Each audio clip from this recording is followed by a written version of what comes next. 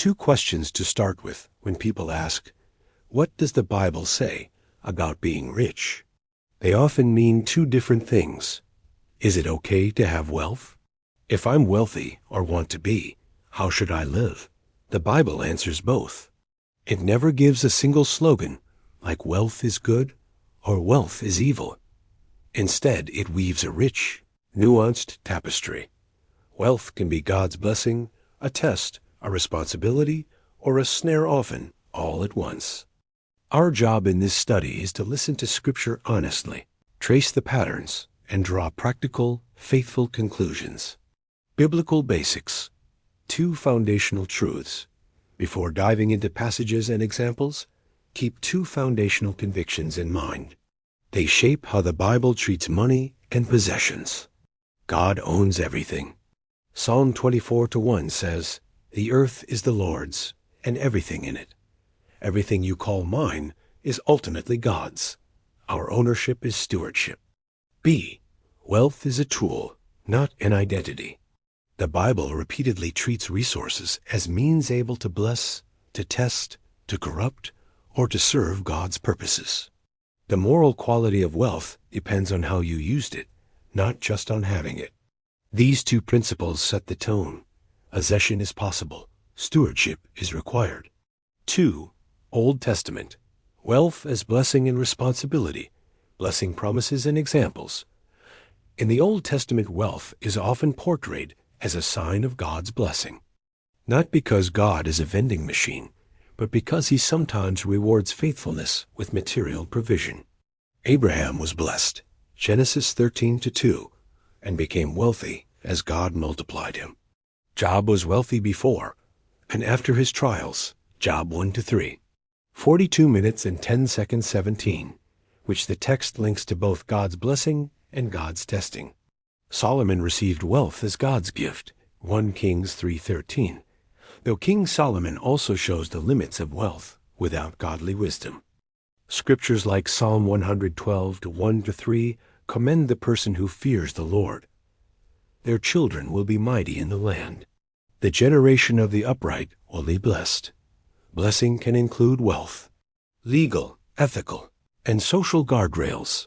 The law, Torah, introduced social structures that recognized wealth but regulated it. Jubilee and debt release, Leviticus 25, Deuteronomy 15. Scheduled resets prevented perpetual poverty and concentrated wealth. Care for the poor, Leviticus 19:9-10. Deuteronomy 15:7-11. Israelite law protected the vulnerable by design leaving gleanings for the poor, welcoming the foreigner, etc. The pattern. God allowed and sometimes gave wealth, but he embedded social ethics to guard community health. 3. Wisdom literature. Warnings and counsel Proverbs, Ecclesiastes, and Psalms offer measured counsel. Proverbs, work, wealth, and heart. Work ethic. Proverbs commends industry. Proverbs 10-4. 13:11. Wealth gained by lazy shortcut or by the schemes of the dishonest is condemned. Proverbs 13:11. 20:21. Generosity. Whoever is generous to the poor lends to the Lord. Proverbs 19:17. Generosity connects wealth to worship. Warnings about riches. Do not wear yourself out to get rich. Proverbs 23-4. Wealth can vanish. Proverbs 23-5. Ecclesiastes. The vanity of wealth without God. Ecclesiastes, Coeli, repeatedly observes that wealth alone does not satisfy. Ecclesiastes 5:10. Whoever loves money never has enough. Joy and meaning are not guaranteed by riches. The book points to the necessity of fearing God and enjoying his gifts with proper perspective. Ecclesiastes 12:13. Psalms. Refuge verses.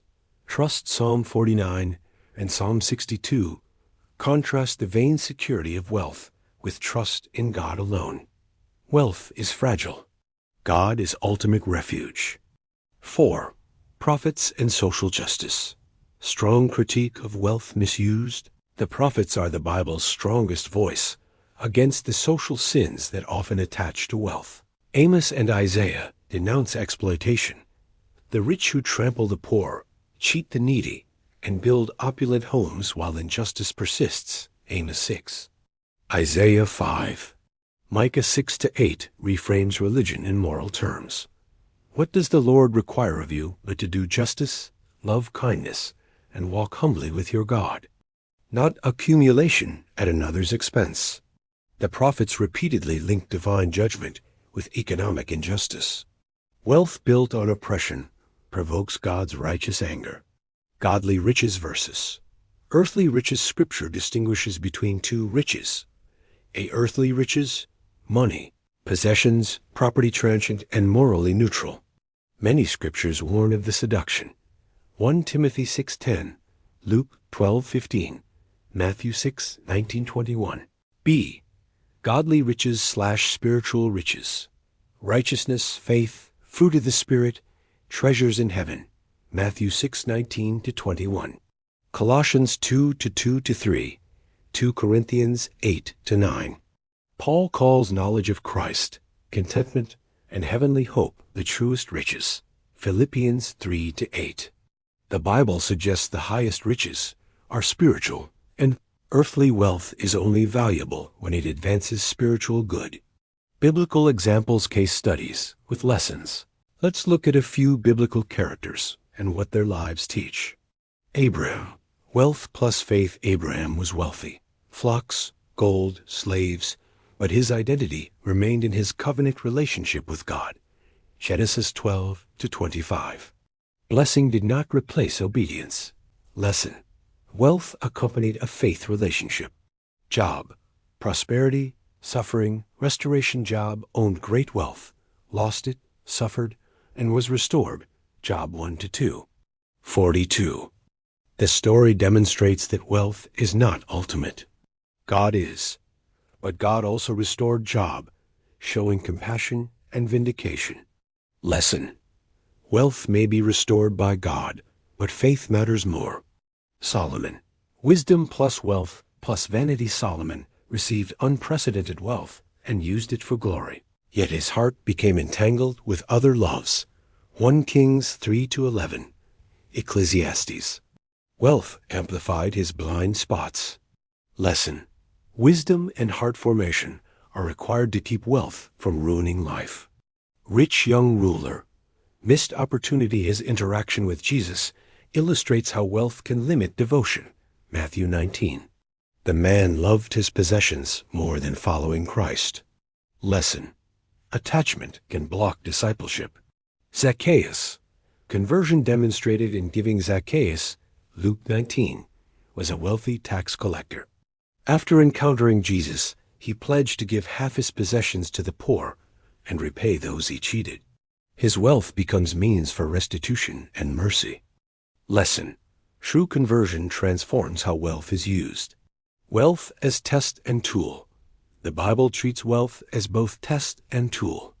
As a test, wealth reveals our hearts. Do we trust God or the security of possessions? As a tool, wealth enables service. To clothe the naked, feed the hungry, support ministry, and advance justice. What matters is not whether you are rich or poor.